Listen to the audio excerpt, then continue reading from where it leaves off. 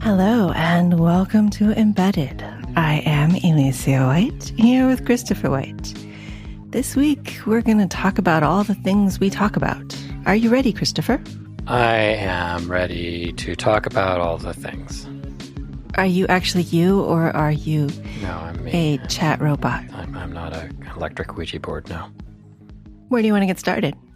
Well, maybe we should start with the things you've been up to. Announcements? Announcements and some things you've done and things that are coming up that you're going to do. Just go through all the things that you're going to do from now into perpetuity. I only have one upcoming engagement, and that is with the Memfault Interrupt folks.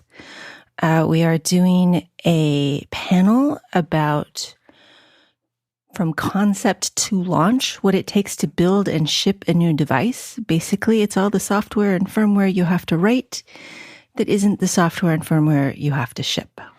All the software and firmware you have to write that isn't the software and firmware you want to write. Exactly.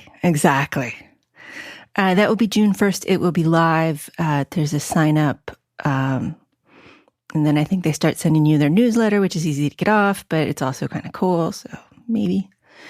I will be on that panel, I think, with Tyler Hoffman and definitely with Philip Johnston. Cool. You looking forward to that? I think so. I've been chucking things into a file to talk about. My perspective was immediately very different from theirs. They were more focused on Memfault does the monitoring software. Yeah. And my response was, oh, you mean the manufacturing and production software? And so it was just such a different conversation. We passed like ships in the night until we realized that, oh, yeah, it's all one conversation. I also recently did a solder sesh with Carrie Sundra of Alpenglow, where she asked me questions like, how did you get into STEM? And I answered things like, I don't know. Scintillating. Exactly. But it does include my supervillain origin story. I thought it was superhero origin story.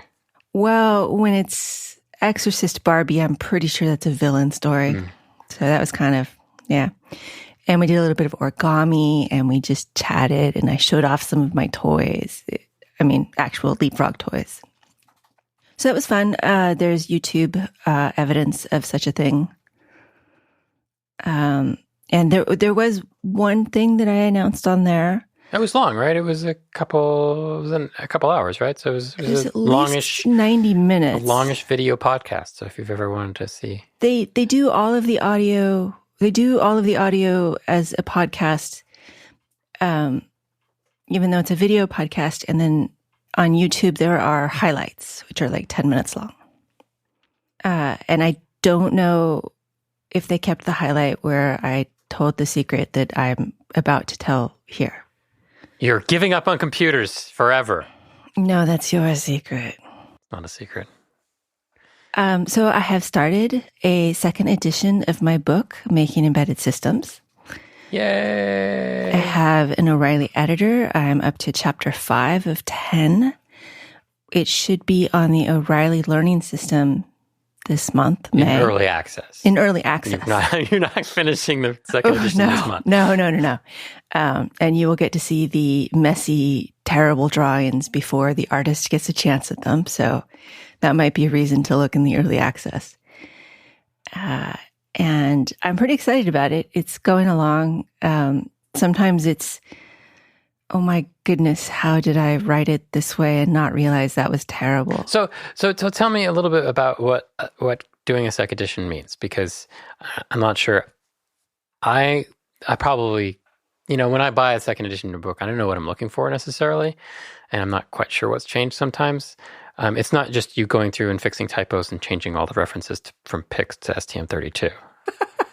No, although I did change from NXP LPC processors to ST processors. But no. I mean, yes, you do go through and fix all the errata and all the typos and all the things you wish you'd fixed. But teaching teaching Classpert, I came up with things that I wish I had put in the book. Okay. Some of it was just a different way of looking at some piece, or a diagram that I liked that I developed for class that I hadn't done for the book. But some of it was things that I didn't know then.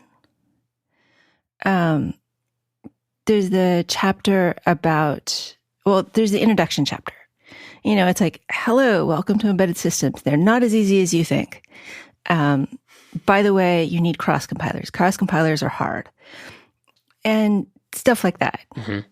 And then I also, the main question I get from so many people is how do I take my Arduino project and ship it?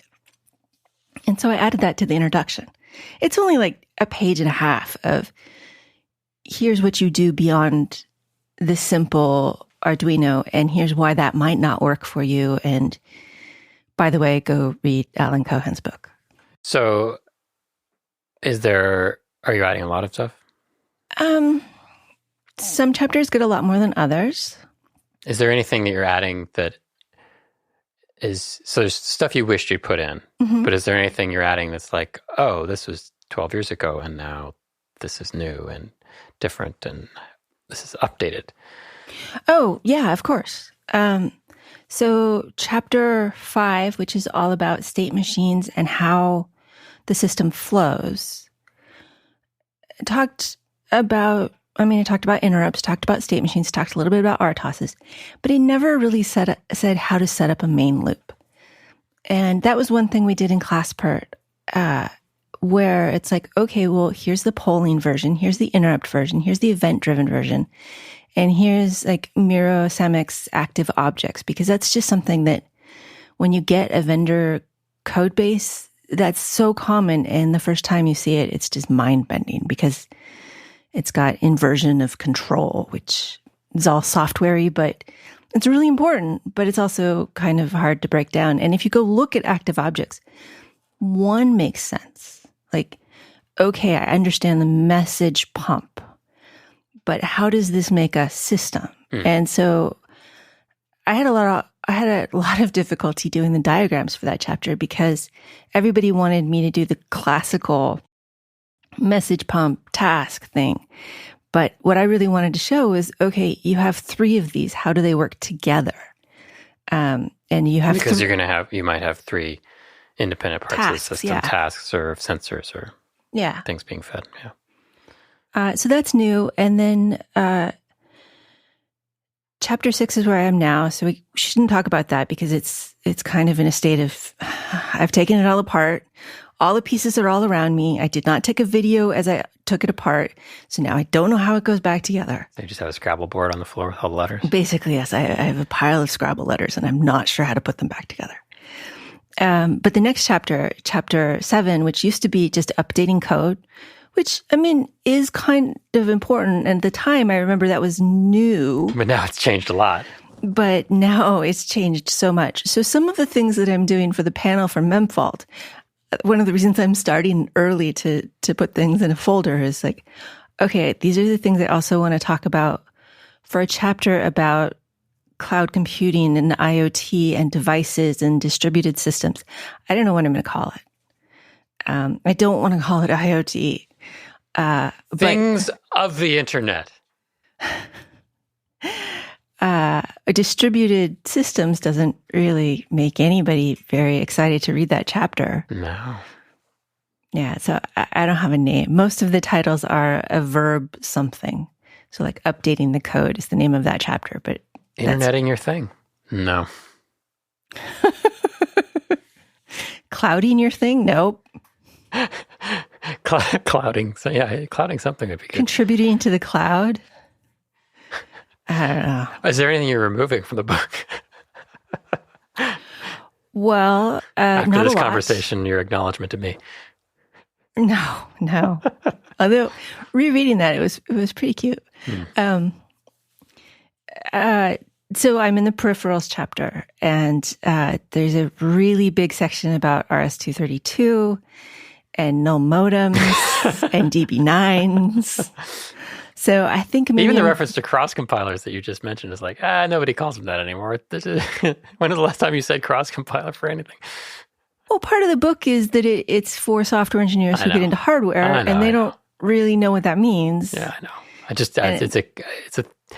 It's absolutely the right term, but it's something I haven't heard anybody say in a long time because now it's just, since everybody does it, it's a compiler. Sure, I guess so, but no, it's not an important point. So yeah, I have lots of things to add. I think the map from my maps talk, the pretty map, is not going to make it in the book. It doesn't look good without color. No, you need a three-page fold-out color insert. The center fold will be the memory map. O'Reilly does those, right? So yeah, I mean, lots of little things. Updating the computer science terms for the hardware engineers who read the book and want to know more about software and why we talk about modularity so much. So are you enjoying the process? How long have you been doing it? It's a couple months, a month, a couple months. We signed the contract in March. Couple months. I think maybe late March. I don't remember. Okay. But yeah, I've been doing it for a couple months, and I've been light on client work. So I've really been doing it. I say that, and I totally worked on client work this morning. But yeah, and so I got way ahead of my editor, and that's caused problems. But it's fine. You know, it's kind of fun. It's fun reading the book because I truly don't remember writing it. It's hilarious when I look at it and say, "That's really good advice. Why didn't I do that?" And you've caught me laughing at my own jokes, which is slightly embarrassing, but I don't remember them. And that whole section about the Triceratops, that really was awesome. I don't know what I was channeling that week, but wow, or that month. So yeah, that's that. For announcements, to continue, Classpert is going to do the self-paced version of the class. You can paste yourself. Just paste yourself, cut and paste yourself everywhere. Yeah. So I have to finish a couple of things for that, but that's going along. So should you want to listen to me or want to read what I've written, you have multiple avenues. Listen to me blather on a panel, you can have all the me you want to have. Well, since people are already listening to us, I think we've selected the audience appropriately. Let's see. I got the Flexar board from Carl, but I haven't tried it yet. What are you going to do with it? Well, since the video is origami, I figured I would start there. Yeah, but I mean, specifically, what's your plan? Carrie wanted to, when we did the solder sesh, she wanted to do butterflies. So I'm a little tempted to make a flapping butterfly just as the first thing. I want a whole mobile. I know, that word. Anyway, I want a whole mobile of flapping butterflies. So it slowly rotates, but they're also flapping. So do that. I mean, I made my first mobile only a couple of weeks ago. I'm not sure we can start. Hey, if you don't set high goals for yourself, you won't be motivated to achieve them or something. Yeah, I mean, motivation's been the problem the whole time. So the problem the whole time. Well, for the last. But you have been off work for a few since weeks. The beginning of April. There was a slow drop off in April, so I think mid-April was where I was kind of done. Yeah. Yeah, but I saw what you billed for April, so. Wow. I know. There were discussions and stuff. Anyway, it takes some time to, get fully in the mode of, and there were other things going on, if you recall. Yeah, I've been off. What about it? What's it like living the life of leisure? I'm really bad at it. Are you? Yeah, I'm really bad at it. That comes as not a shock to me. I'm having some trouble. So the trouble is I have a lot of things I want to do. I have a lot of music stuff I'm working on or I have a lot of things in the queue that I poke at. I have some music classes I'm doing that are self-paced. I went through yesterday, the day before, all the songs I have in progress. And I have a whole EP of my own songs I could make. I have 3 or 4 or 5, maybe half the next 12AX7 written album that we could do. I have probably like a dozen songs, and I'm like, it's hard to pick one and focus on it. But you did do some studio work for other people. I finished that. I have done some session work for some other people, and that's out. That's out, and I'm done with it. So that's true. I forget about stuff I do too. So it's like, yes. Oh yeah. I spent many, many hours doing that, but that's done now, so it no longer exists in my brain.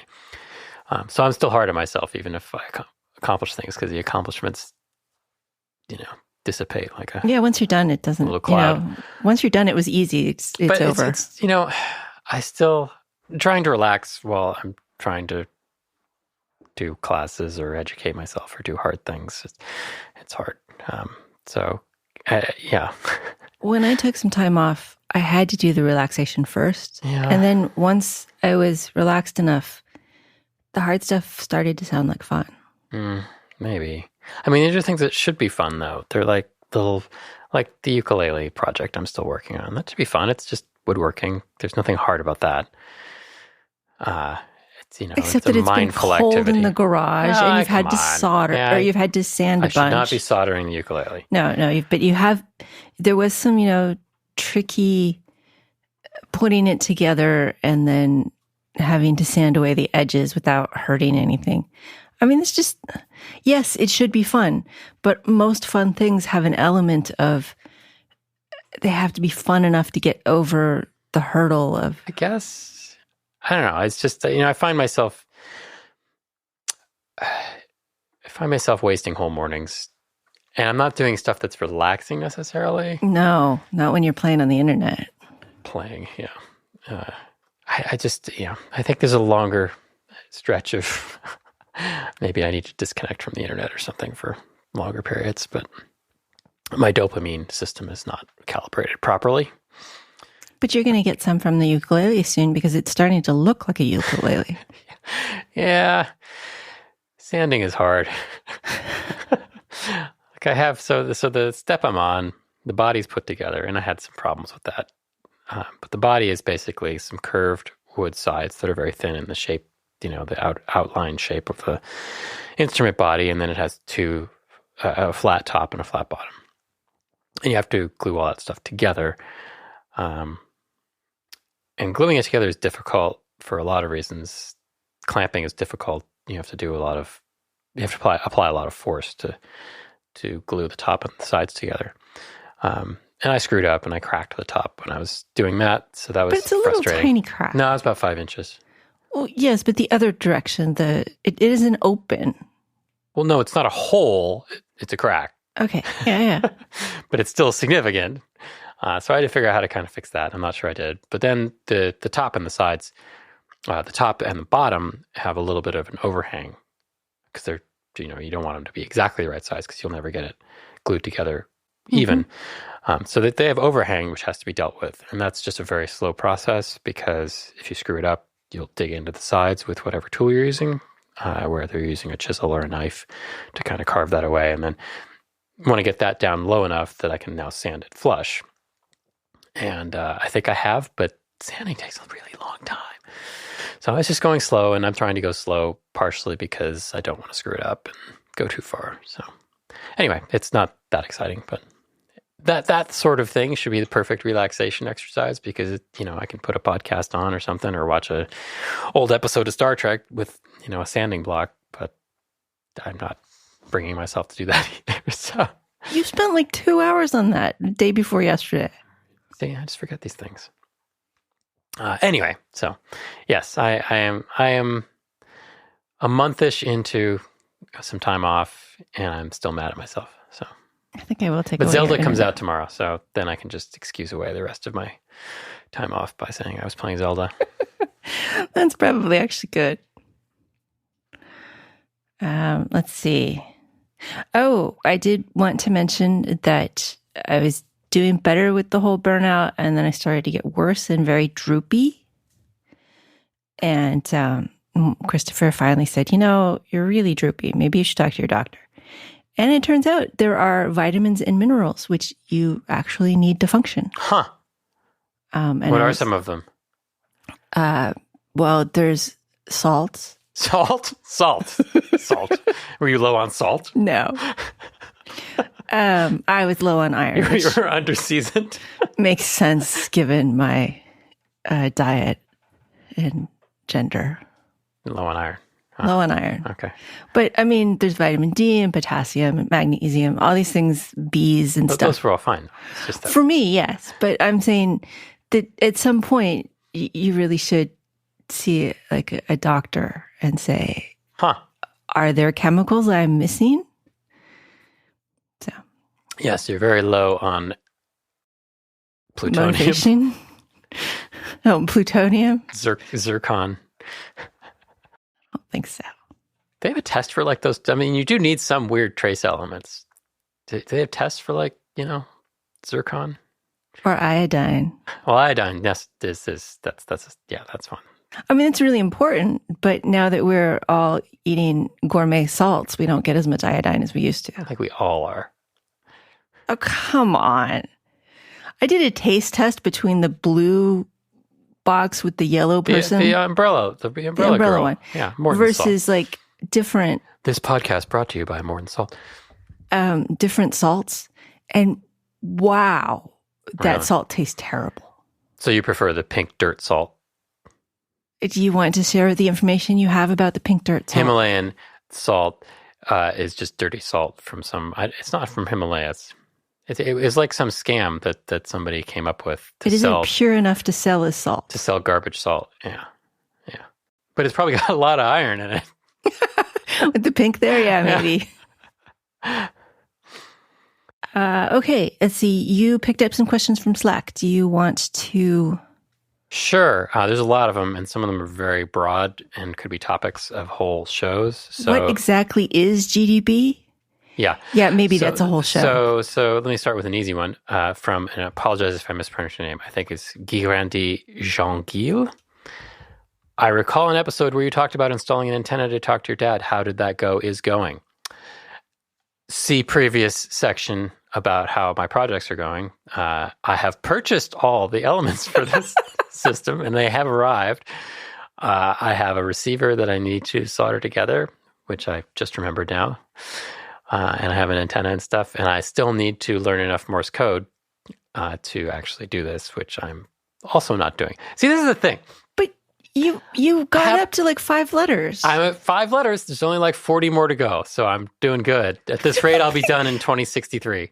Why do you think there are 45 letters? 35 there's letters. 26 letters. There's 10 numbers. And there's a whole bunch of other little symbols and garbage.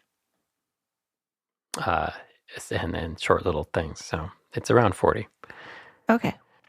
Anyway, there's a whole bunch of little 10-minute-a-day tasks I should be doing. Like maybe 3 of them. Which, if you do the math on that, that's 30 whole minutes. And I'm not doing them. I don't understand why I can't motivate myself to do something for 5 minutes, 10 minutes. Anyway, that's not going. Thank you for reminding me. And I will Maybe he'll start soldering the kit together. Maybe I'll start soldering the kit together. The weather's nice. So. Maybe if the kit is done, I'll be more motivated to learn Morse code. You know, you could make a little device that would take typing and make it into Morse code. Sorry. Yeah, and I could just, call people on the phone. I mean, that's not the point. I understand. I do understand. I'm not sure that I'm just trying to, where the blockers are. I don't think that's how you're supposed to do code. I mean, yes, I could plug it into a computer, but what? No, you wouldn't plug it into a computer. Yeah. You'd use the flexor flappy paddle to hit it. And then how would I understand what people were saying to me? I don't know. That I have no idea. Next question in descending order of complexity. Let's see. From Steve G. This is why I only say their first names. From Steve Giggle, I think. Yeah, let's go with that. I think it's Giggle. I doubt it is. Steve Gigl, I apologize.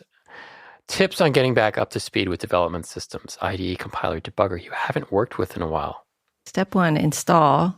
And if it's CubeMX, go have lunch because it's, anyway. So, And then there's a parenthetical addition to this question, sort of a separate topic, things you've never worked with. I mean, the short answer is they're all kind of the same. Most IDEs anyway are organized in a similar way, where you've got the editor and then you've got, various panes. They're all single window kind of things, and you've got a debug pane or maybe a view that switches between panes, and you've got compile and run and all that stuff. They aren't that different. I think debuggers are where things get real different, but that's mostly a front end kind of thing. Like the IAR front end, the debugger might look different than you're used to from GDB, but even then, GDB front ends tend to graphicalize things when you're sitting in an IDE. I don't know. I mean, this is not something I think about a lot, because once I dive into an IDE, I kind of remap what functions are where, and they're all sort of the same functions. Do you have a better? No, I agree with you. I mean, VS Code actually is weird compared to historical IDEs. That one took some more getting used to, because it's more like Emacs in a way, in the way it looks and behaves and the way it's customizable, versus something like IIR, where I think of IIR as like the canonical graphical IDE, same as every other one that's been around since 1990. I guess I agree with you. I'm thinking of the ones that I've used in the last 18 months. And there are two areas of difference. The first is configuration and setup. Yeah. I mean, not just the configuration you can do with VS Code, which is extensive, but how do you set up a board? Yeah. The difference between an IR compiler setting up an ST board versus a CubeMX versus Kyle, those versus will doing actually, it from scratch. Versus VS Code, which is totally the hardest one on that. But getting easier, but yeah. And so that part is difficult, and I don't think there is an easy way to translate between them.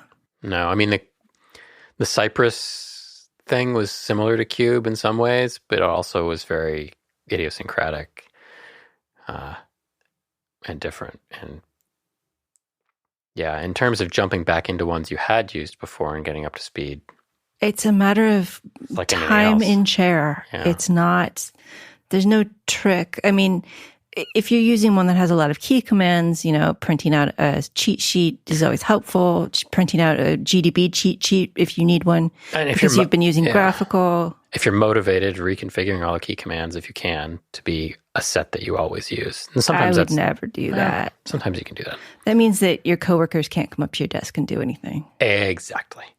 Yeah, exactly. First of all, if coworkers are coming up to my desk now, I'm calling the police. Because they're trespassing. Yeah. So the other big thing is the debugging. Yeah. And that, I think it breaks into kind of a GDB style that's less graphical, and a like Ozone style that is entirely graphical. And for me, that's, when I have to do GDB, I usually have a worksheet up.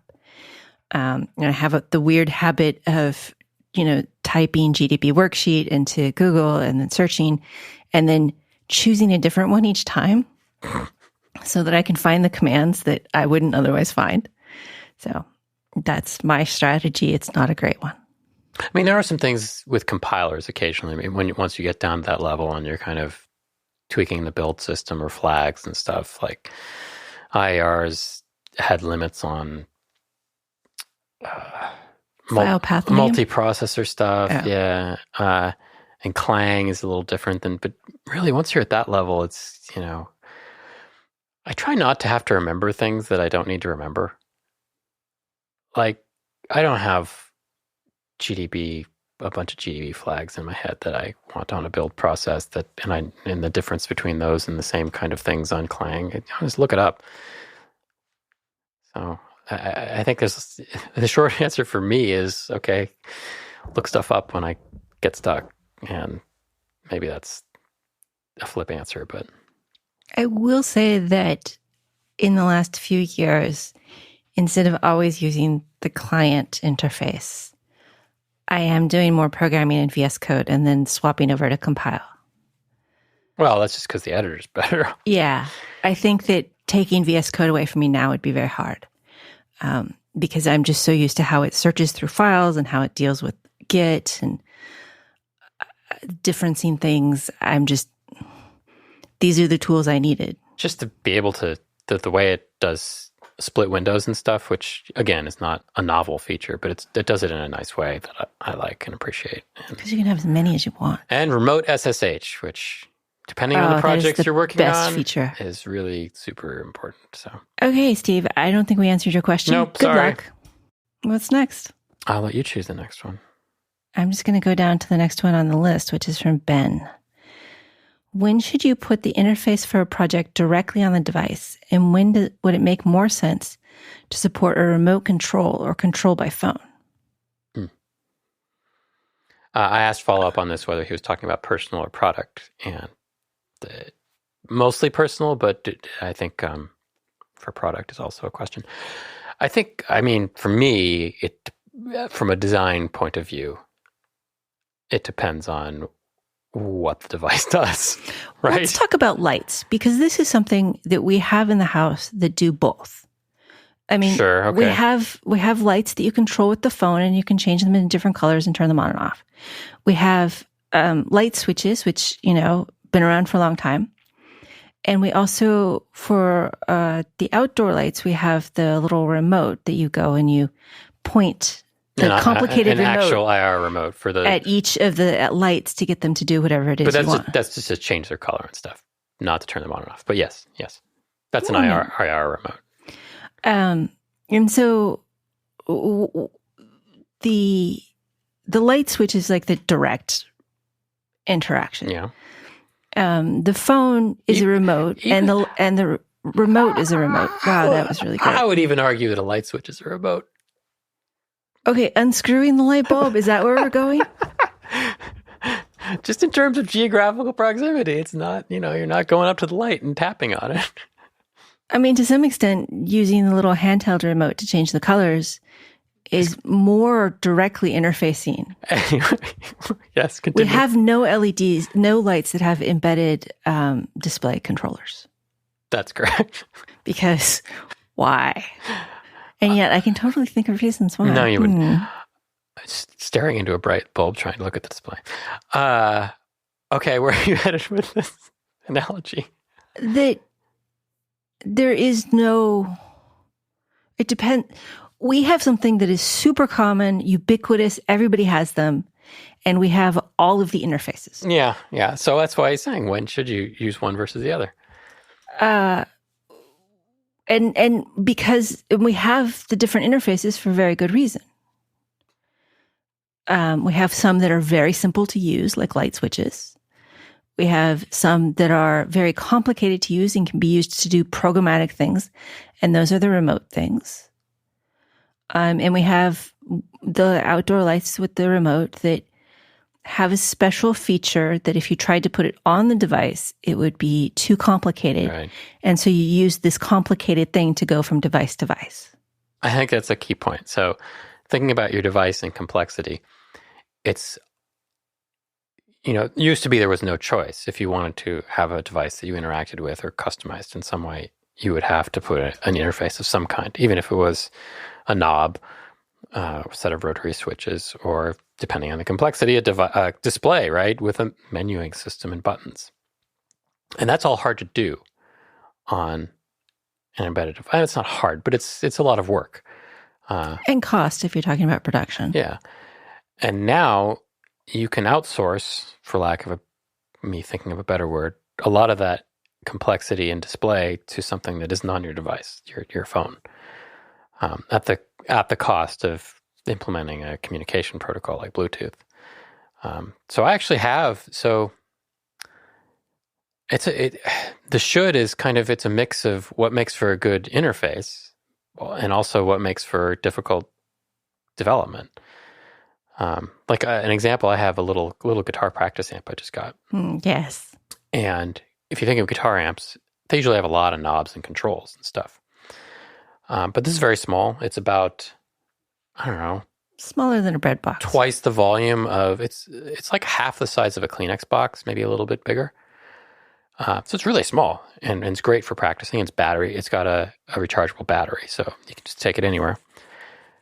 But it has like 3 knobs.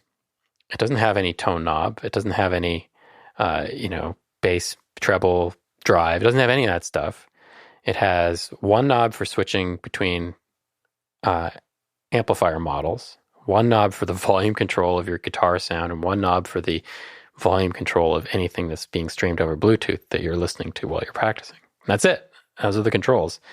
And so it's very minimal from a guitar standpoint. But it has tons of controls that you can access through the phone, where it brings up this whole virtual amp with... You can have as many pedals as you want. Dozen pedals, and all of which have virtual knobs, and an amplifier with all of the normal knobs on it, dozen knobs. So that's a case where it's kind of form dictating your interface, because there's just not enough room on there for them to put that many knobs. Or if they did, they'd be tiny little fiddly things that would be very uncomfortable little to use. Tiny buttons. So I think sometimes form will dictate whether you displace those interfaces to some remote device. And as it gets easier to make smaller things, I think that just becomes a lot more of a common choice, where, okay, even if you're making something like an LED display thing, say a big LED array or a piece of wearable jewelry, you don't want an interface on those things because that gets in the way of their form. And so we have to take function and move it somewhere else that's not on the device. And since that's become easier, I think that's just going to become more common. Thinking about Fitbit and interfaces there, there were 3 products I'm thinking about. The smartwatch, which had all the interface. The one, which had a screen about the size of your finger, half the size of your finger. It depends on how big your finger is. And it had 1 button that you toggled through things. Yeah. And then there was one... It was mostly just display. There was nothing you could do with it except display. Right. Yeah. And then there was one, I don't remember what the little tiny one was. It had no display. It had LEDs. That had 4 LEDs that told you or 5 LEDs that told you how full your exercise was. Yeah. But it had no other display. Right. And I think it didn't even have a button. Didn't you tap it? It didn't have a button. Accelerometer taps would show you the lights. And some of the difference between those is cost, which is pretty obvious how the cost there will be balanced. And some of it was form, because the little tiny ones they were talking about putting into jewelry, which never happened, and I was always so sad. And the watch is a watch, and you have to want a watch. Right. If that form is okay with you, then you get some additional interface. It's a form and cost. Yeah. But then so there's that axis, and then there's the other axis of how many devices do you have? Because if you have a lot of complicated things you want to do, and you're going to have 10 devices, it's simpler to have one interface. Mm. But if you have a lot of complicated things you want to do on one thing, like these synthesizers, you kind of want it to be there. That's okay. So that's a point that I wanted to bring up, which is direct control. When direct control is important, because it's a pain in the butt to use your phone to talk to things. I mean, it can be nice, but phones are all touchscreen, and so when you put these skeuomorphic interfaces up with knobs and things, you kind of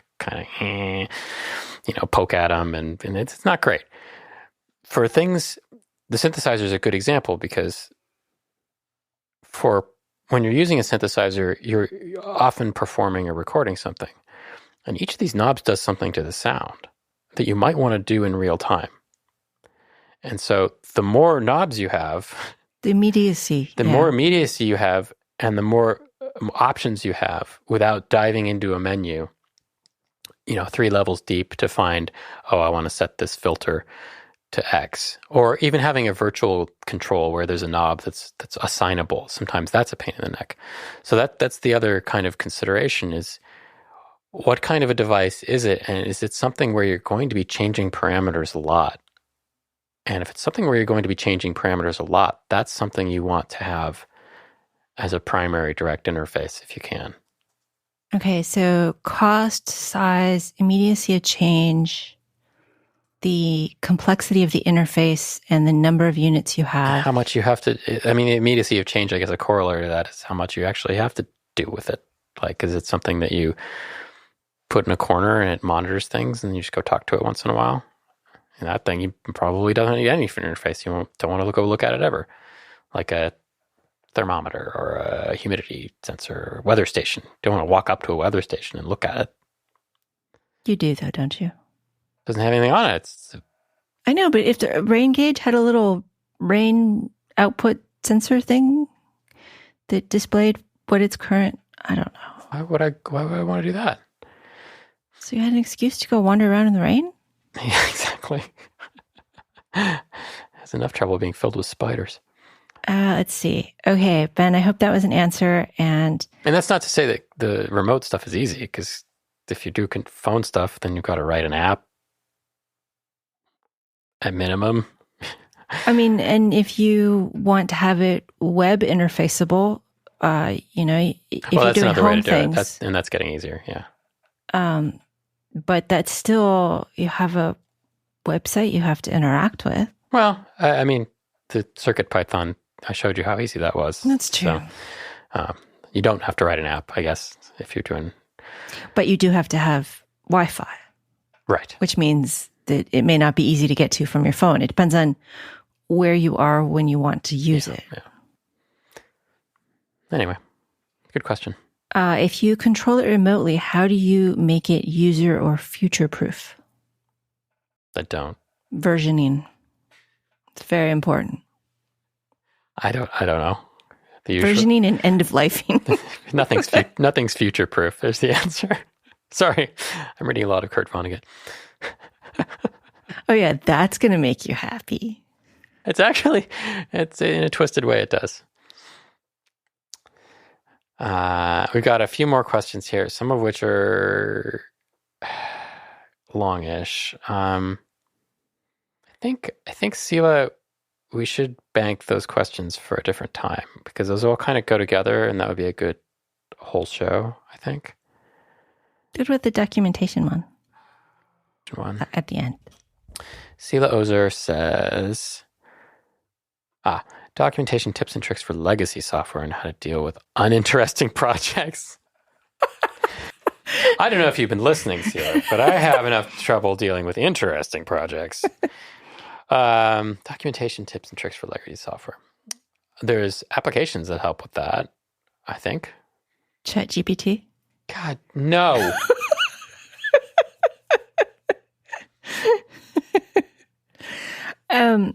Okay, so how to deal with uninteresting projects. You're just going to skip the documentation one. Okay. Well, I mean, how do I deal with uninteresting projects? Go for it. Tell me how to do it. Okay. So there is internal motivation and external motivation. External motivation is your salary, but you forget about it, so it doesn't really work. What about your manager who might yell at you? External motivation might be good, but the manager's going to yell at you either way, so why bother? Wow. Okay. I haven't had a manager in a long time, but I've had some really good ones. But I've also had some that would yell at me either way, so So you have to figure out why you are doing this, not why you are doing this for the company, but why you are willing to do this. And a good part of that is because they pay you, in which case make that more immediate. If I work on this for 6 hours, I will buy myself some small thing. If I work on this for a whole week and I make visible progress, I will buy Christopher a new amp. Why are you buying me things for doing your work? It's way more fun to buy you things. Wow, this is a good scam. How do I get this to? If you are doing it to get to the next thing, if money isn't your motivator or snacks, then try to do the same thing. You're bribing yourself. You're trying to, I'm going to work on this for 2 hours and then I'm going to look at the new stuff. I'm going to work on this for a few hours and then I'll get to look at the new stuff. Yeah, I think that's key, is not trying to do it all at once, too. Yeah. I mean, admit you're bored and find ways around that. I used to get new albums. That was like the best thing for documenting stuff. Back when albums were something getting people a new bought. album was kind of exciting, and that's kind of sad that it isn't. Lots of new albums. Yeah, but I don't acquire and consume them the same way. It's music is more background for me unless I'm doing something specific with it, which is kind of sad. Let's see. There's also motivating yourself with who are you doing. Why did the word cheese just pop into my head? Christopher thinks you should use cheese. Motivating yourself. There's also motivating yourself with cheese. I don't know why. That just popped into my head. Sorry. Continue. This is the way. Sorry, that was a show title. I'm sorry. Okay, so who are you doing this for? There's a good argument to be made for realizing that what you're doing is helping other people. In which case, do it so that it helps other people. Like, if you're documenting something and it's boring, put yourself in the shoes of the new programmer who has to take care of this. And try to be nice to them. You know, not only try to make it thorough, but also understandable. Challenge yourself with making it interesting. Challenge yourself with making it educational. Gosh darn it.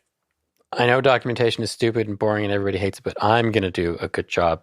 And this is going to be better than anybody else's documentation they've ever seen. Or there's that, although don't polish the turd too much. There's making it interesting for you by giving you a different perspective. Yeah. Let's see. But more tactical tips and tricks, I think. I mean, when I see documentation tips and tricks for legacy software, what I hear is somebody has dropped into a code base that's not well documented and asked to document it, or wants to document it so that they understand it better, so they can work with something they're unfamiliar with. Oh, like Doxygen call trees. I love those. Yeah, but assume that it doesn't have Doxygen. Well, you don't need Doxygen to do the call tree part. Okay, so that's one of the tools I'm talking about. Is starting with something that maps actual tools. So that starting with getting a map for the software layout. I mean, the first map for the software layout is the file system. Yes. And so look at that, print out the directories, and then kind of categorize what each file is, and those will tell you, hopefully, what the modules of the system are, and then you can start kind of writing a block diagram. So maybe for every .c and .h pair, you would draw a box.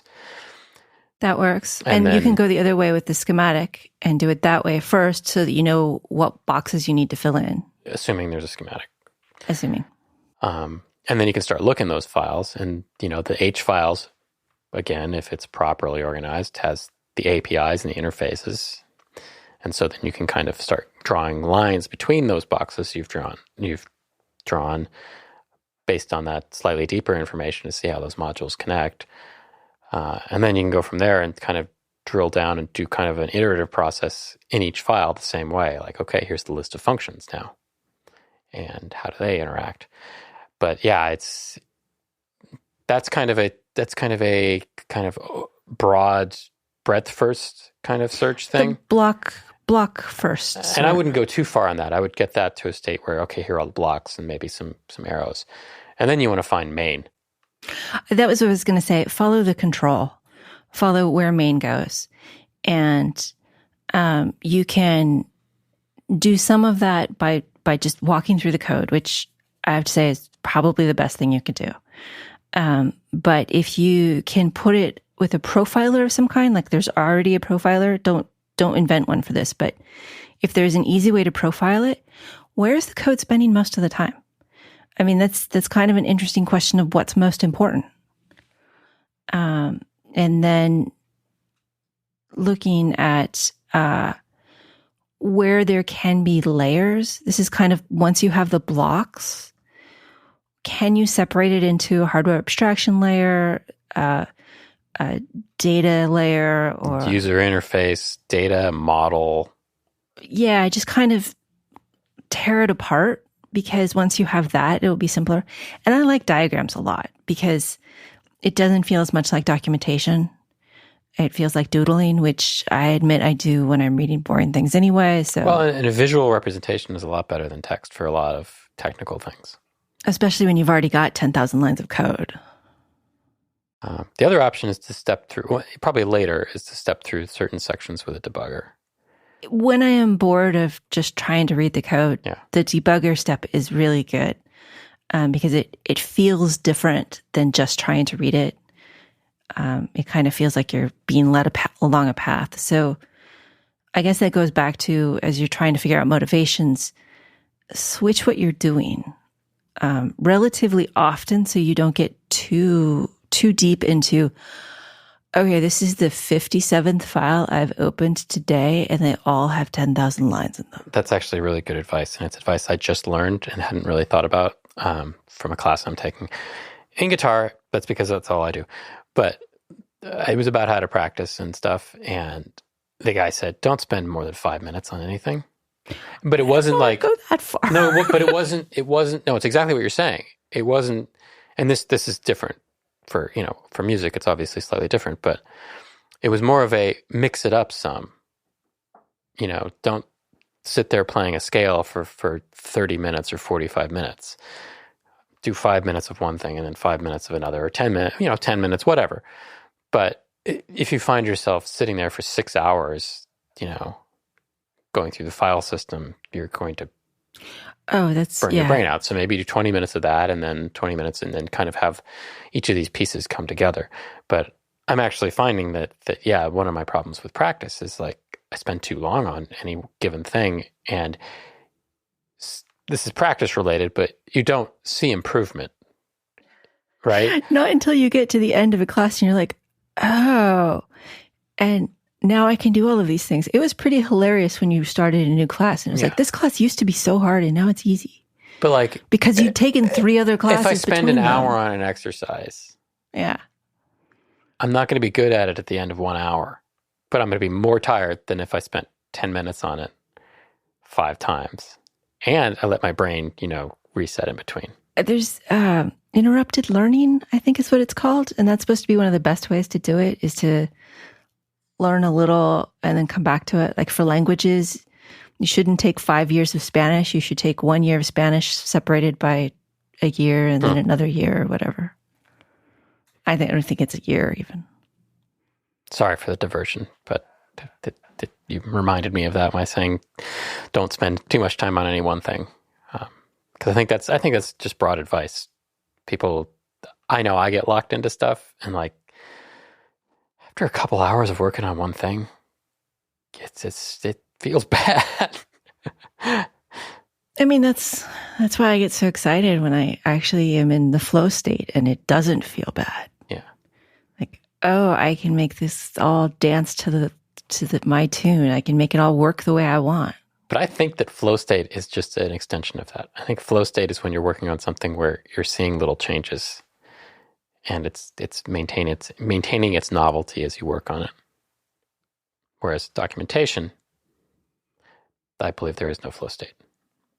Okay, and then if at the end and you're working on documentation and none of these other things have worked, set yourself a stupid goal. Like, don't use the word the. I am serious. If you want to have a hard time writing, don't use the word the, or keep the number of E's to a certain number in a sentence. Just stupid game crap. And if you're just grinding, I mean, it's not going to make great documentation, but it will amuse you for those times when you just can't get any further. That's the thing. Is sometimes documentation just needs to be done. Depends on what you're documenting for. I mean, sometimes you just need to describe something in the driest possible way, accurately. It doesn't have to be great. Yeah. Okay. I think we need a GDB expert to come on and tell us about what it is and how you... It's like a new debugger. And GNU stands for GNU's Not Unix. So it's the GNU's Not Unix debugger. I feel like we've answered that question. Good job. Maybe Peter will come back and talk to us. He did the Black Magic probe, so I think he has a lot of experience with that. Yes. So preview that question. What exactly is GDB? Well, that's long. How does one get started setting up a tool chain to use it for debugging? That's long. Remembering all that stuff, like loading the symbols and, if you're doing it by hand and things that IDE. So the thing is, IDEs are pretty good at abstracting away all of GDB's complexities. So I don't really think about that stuff anymore. Having set up GDB under VS Code recently, so that other people could enjoy the abstraction, I can say that it's still not easy. Yeah, you did it for Cypress, though. Yes, I did. Broken. Multicore was interesting.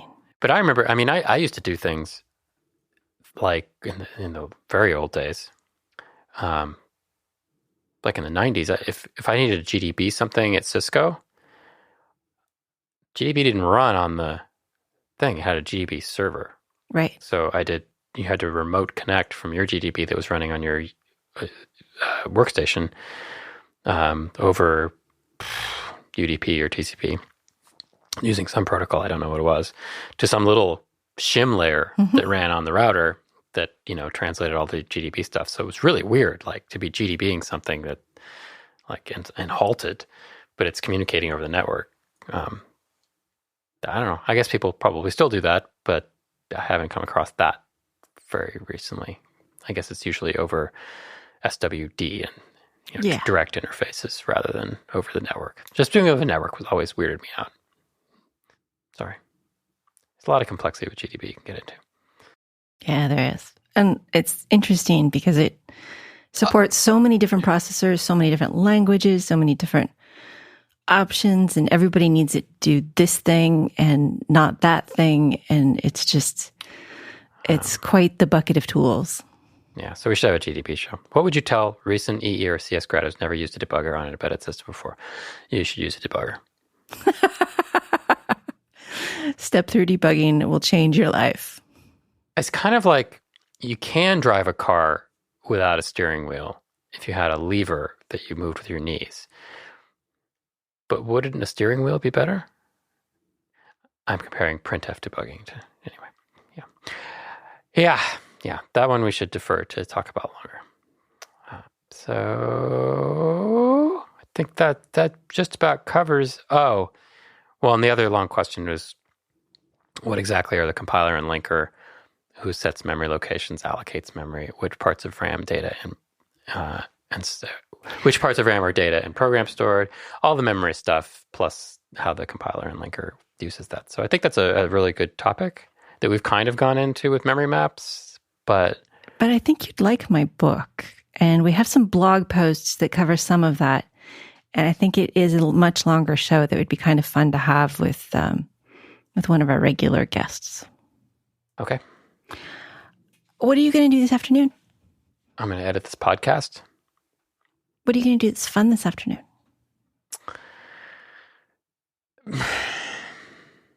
You could build an antenna thingy, Bob. You could just lay it out in the yard just for fun. The antenna is, that's just wire.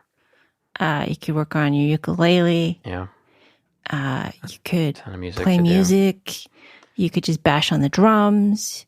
You could play FIFA. I don't know. Read a book. Go to the beach. Take a walk. These are all very good options. I don't know. Oh, wait. Your birthday. What about it? What do you want for your birthday? I don't know. To be 6 years younger.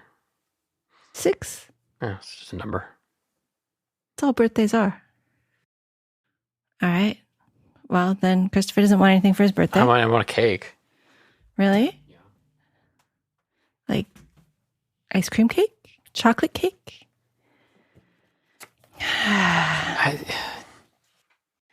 Thank you for listening. Thank you to Christopher for producing and co-hosting. If you'd like to contact us, hit the contact link on embedded.fm or email us at show@embedded.fm. And now some Winnie the Pooh. Okay, Piglet had gotten Christopher Robin because he had seen a heffalump and was quite frightened. And okay, so Piglet wasn't afraid if he had Christopher Robin with him, so off they went. I can hear it, can't you? Said Piglet anxiously as they got near. I can hear something, said Christopher Robin. It was Pooh, bumping his head against a tree root he had found. There, said Piglet.